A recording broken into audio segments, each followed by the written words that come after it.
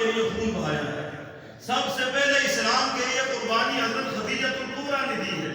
تو سب سے پہلے اسلام قبول کرنے والی بھی عورت ہے, سب سے پہلے اسلام کے لیے قربانی دینے والی بھی عورت ہے. لہذا اس لیے ہماری ماں بہنوں کو یاد رکھنا چاہیے, ہمارے لیے آئیڈیل کوئی یورپ کی عورت نہیں, کسی اور معاشرے کی رہنے والی عورت نہیں. ہمارے لیے آئیڈیل ام عائشہ رضی اللہ تعالی عنہا ہے کہ جس وقت صحابہ اکرام کو مسائل کے اندر دشواری ہوتی تھی, وہ مسائل کا حل ام عائشہ رضی اللہ تعالی عنہا سے نکلوا لیا کرتے تھے, ان سے حق تلاش کیا کرتے تھے. اس لیے بچیوں کی تعلیم بہت ضروری ہے. جتنے بھی کامیاب مرد آپ کو نظر آئیں گے, آپ حسن بصری رحمت اللہ علیہ کو دیکھ لیں, علامہ اقبال کو دیکھ لیں, کسی بھی بڑی شخصیت کو دیکھ لیں, اس کے پیچھے عورتوں کے اٹھے ہوئے ہاتھ نظر آئیں گے, اس کے پیچھے عورتوں کی تربیت نظر آئے گی. شیخ عبد القادر جیلانی رحمت اللہ علیہ کی تربیت سے کون واقف نہیں, اس کا واقعہ کس کو یاد نہیں کہ جس وقت چوروں نے اس قافلے پر حملہ کیا اور سب کچھ لوٹ لیا. لوٹنے کے بعد قافلے والوں نے پوچھا, وہ بچے تیرے پاس کچھ نہیں ہے؟ شیخ عبد القادر جیلانی رحمت اللہ علیہ سے پوچھا تو انہوں نے کہا جی یہ میرے پاس اشرفیاں ہیں. اچھا, تو کہا بیٹے ایسے موقع پر اشرفیاں بتائی نہیں چھپائی جاتی ہیں, آپ نے کیوں بتائی؟ کہا مجھے اما جی کا حکم توڑتے ہوئے شرم آتی ہے. تو چونکہ اس بچے کے پیچھے ماں کی تربیت تھی. کسی بھی کامیاب مرد کے لیے دو چیزیں ضروری ہیں, نمبر ایک اس کے پیچھے ماں کی تربیت ہونی چاہیے, نمبر دو اس کے پیچھے ماں کی دعا ہونی چاہیے.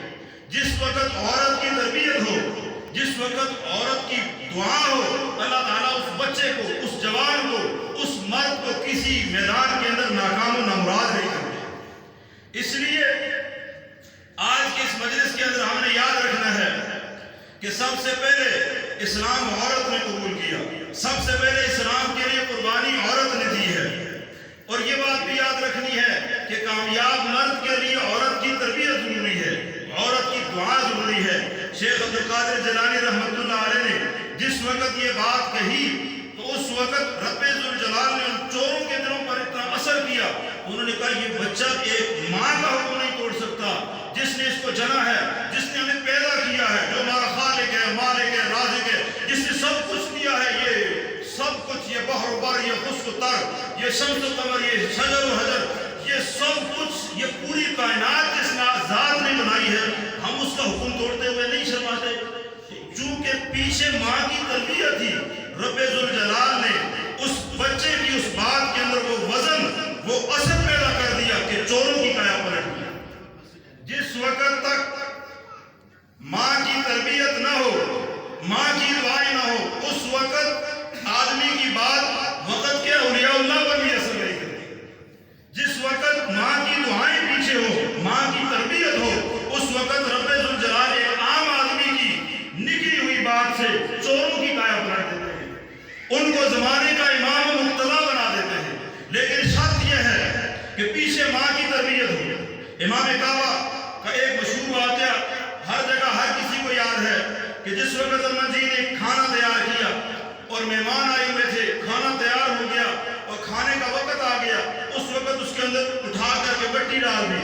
تو اماں جی نے کہا مہمان بیٹھے ہوئے, کھانا تیار ہوا, عین دسترخوان لگنے کا وقت ہے, اس وقت آپ نے یہ کیا کام کیا؟ تو اماں جی نے غصے میں آ کر کے کہا جا بیٹا تجھے رب کعبے کا امام بنائے. تو رو کر لکھتے ہیں, کہا یہ میری ماں کی غصے کی حالت میں یہ دی ہوئی دعا ہے جس نے مجھے امام کعبہ بنا دیا.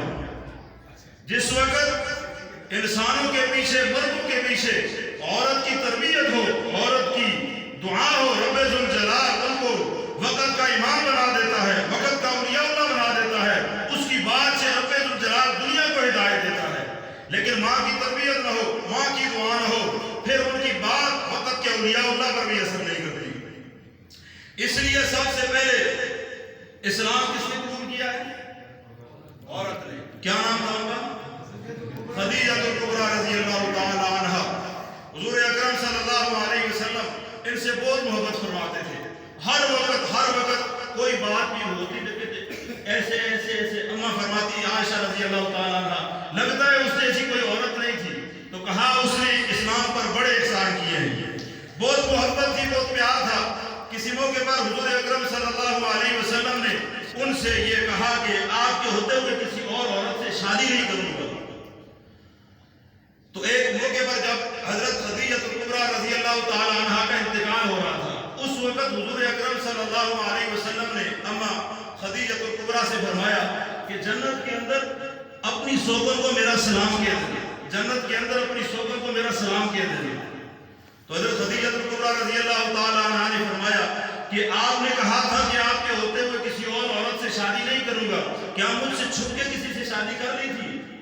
کہا خدیجہ جو آپ سے بات کہی تھی پوری کی ہے, پر جس وقت فرعون آسیہ کو اپنے محل کے سامنے لے گیا تھا, وہ نوکر چاکر, وہ شرطے جو ان کے ایک اشارے پر ادھر سے ادھر ہو جایا کرتے تھے, آج فرعون نے آرڈر دیا, حکم دیا, وہ محل کے سامنے لے جاؤ. ہو سکتا اس محل کے لش پش کو دیکھ کر کے, اس کی بناوٹ سجاوٹ کو دیکھ کر کے ہو سکتا ہے یہ موسیٰ اور ہارون کے رب پر ایمان لانا چھوڑ دے اور مجھ فرعون کو رب ماننا شروع کر دے. جس وقت اس محل کے سامنے لے جایا گیا, تقویدار عورت تھی اور اللہ والی عورت تھی. جس وقت وہ محل کے سامنے گئی اور محل اس کو دکھایا گیا, اس نے کہا بڑا عظیم الشان ہے, بڑا ہی باوقار ہے, بڑا ہی خوبصورت بنایا گیا ہے, اور میں تو رب ذوالجلال پر ایمان لائی ہوں جس کے پاس اس سے بہترین محل ہے. یہ فرعون مجھے محل دکھا کر کے, دنیا دکھا کر کے, لالچ دے کر کے مجھے ایمان سے پھیرنا چاہتا ہے. اس وقت اس نے دعا کی, رب ابن لی عندک بیتا فی الجنہ, اے اللہ تو مجھے اس فرعون کے محل کے بدلے میں جنت کا محل عطا فرما. تقویدار عورت تھی. میری ماں بہنوں کو یہ واقعہ یاد رکھنا چاہیے. یہ لش پش چند دن کی ہے. ہمارے لیے آئیڈیل اما آسیہ ہے جس نے فرعون کے اتنے لش پش والے, اتنے ڈیل ڈول والے, اتنے خوبصورت محل کو جوتے کی نوک پر رکھا تھا. ہم بھی ساری دنیا کو جوتے کی نوک پر رکھتے ہیں. ہمارے لیے یہ دنیا کوئی حیثیت نہیں رکھتی. رب ذوالجلال کی قسم, مومنوں کے لیے جو جنت رب ذوالجلال نے تیار کی ہے, جو نعمتیں تیار کی ہیں, جو حوریں تیار کی ہیں, جو پھل میوے تیار کیے ہیں, ان کی مثال دنیا کے اندر موجود نہیں ہے. کسی آنکھ نے دیکھا نہیں, کسی دل پر گزرا نہیں, کسی کان نے ان کے متعلق ایسی گفتگو سنی نہیں. وہ رب ذوالجلال نے مومنوں کے لیے تیار کیے ہیں. تو آسیہ نے کہا اے اللہ یہ مجھے اپنا محل دکھانا چاہتا ہے. رب ابن لی عندک بیتا فی الجنہ, اے اللہ مجھے اس محل کے بدلے جنت کا محل عطا فرما. تو مومن متقی اپنی سوچ کے مطابق مانگتا ہے. اس ایمان والی عورت نے اپنی شیان شان کو محل مانگا. رب ذوالجلال نے جنت میں اس محل کے بدلے محل بھی دیا اور مجھ محمد رسول اللہ کو محل والا بنا کر بھی دیا. اس لیے حضرت آسیہ جنت میں میری بیوی ہوگی, وہ آپ کی سوگن ہوگی. تو ختم قرآن کی عظیم محفل ہے. ہمیں خود بھی قرآن مقدس پڑھنا چاہیے, اپنی بچوں کو, اپنی بچیوں کو قرآن پڑھانا چاہیے. امام بیضاوی رحمۃ اللہ علیہ نے ایک حدیث لکھی ہے, وہ سنا کر کے آپ کو اجازت چاہتا ہوں. امام بیضاوی رحمۃ اللہ علیہ سورہ فاتحہ کے فضائل کے اندر فرماتے ہیں کہ جس وقت رب ذوالجلال کسی قوم, قبیلے, علاقے, بستی پر عذاب کا فیصلہ فرما لے, اور عذاب کے فیصلے کے بعد وہاں کا کوئی بچہ بچی, وہاں کا کوئی آدمی سورہ فاتحہ شروع کرتا ہے, رب ذوالجلال وہ آیا ہوا عذاب 40 سال تک ٹال دیتے ہیں.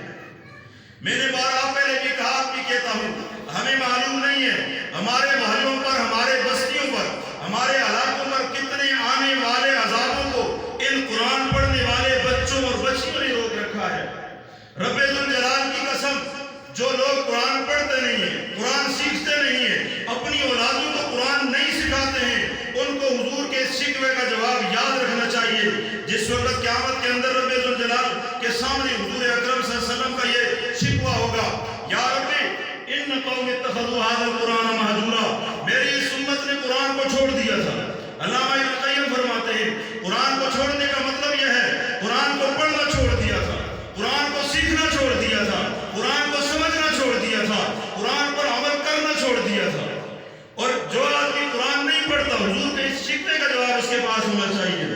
اس وقت امت مسلمہ پر ہر طرف سے کفر کی یلغار ہے, مغربیت کا طوفان, عیسائیت کی تبلیغ, میڈیا کی دباکاریاں اور ایمانی افکار و نظریات پر حملے ہیں، بابری مسجد سے لے کر بیت اللہ تک حملوں کے عملی منصوبے ہیں، فلسطین سے افغانستان، عراق سے کشمیر اور کراچی سے خیبر تک کلمہ گو مسلمانوں کے خون کی لکیریں ہیں۔ زبان کے نام پر فرقہ بندیاں، دین کے نام پر جماعتیں اور قوموں کے ناموں پر فرقہ بندیاں ہیں۔ ان پرشور اور دردناک حالات کے اندر کامیابی کا واحد راستہ وہ اپنے بچوں کو قرآن پڑھانا ہے، وہ اپنی بچیوں کو قرآن پڑھانا ہے، وہ اپنی مساجد مدارس خانقاہوں کو قرآن سے آباد کرنا ہے۔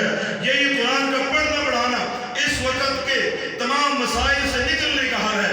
اللہ تعالیٰ مجھے آپ سب حضرات کو قرآن پڑھنا، قرآن سیکھنا اور قرآن سمجھنا نصیب فرمائے۔ اور جس وقت انسان قرآن کو پڑھتا ہے، رب ذوالجلال کے ہاں اس طرح چمکتا ہے جس طرح دنیا والوں کے ہاں ستارے چمکتے ہیں۔